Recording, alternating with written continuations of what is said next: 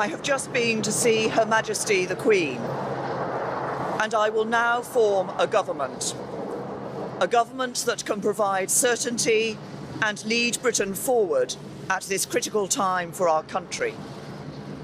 This government will guide the country through the crucial Brexit talks that begin in just 10 days and deliver on the will of the British people by taking the United Kingdom out of the European Union.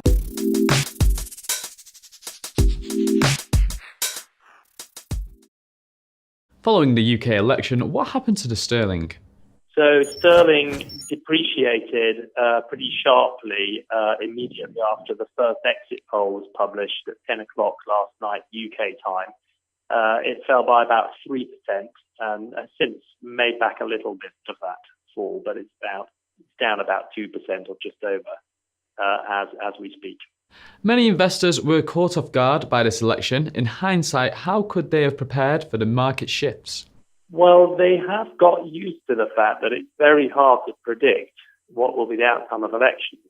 We've had surprises with the US election and with the UK referendum during the past 12 months or so. So in a way, it was not surprising that there was a surprise. It's very difficult for market participants to be sure what the outcome is going to be, and I think probably many of them were quite cautious about taking positions ahead of the election result.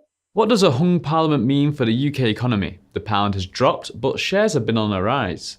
It's interesting to see what will happen. It depends a lot on the outcome of the negotiations which have now begun between the Conservative Party and a small Irish party called the Democratic Unionists. It seems most likely they'll put together a minority government, which will probably be weaker because they don't have enough support in Parliament to put through whatever legislation they want to. However, it also means they may need to pursue a more moderate policy towards negotiations for Brexit, and that will be a silver lining from the point of view of markets. So there are mixed effects, not by any means all bad. Will these election results change the government's stance on Brexit talks? I think the major change will be in the policies which the UK government pursue.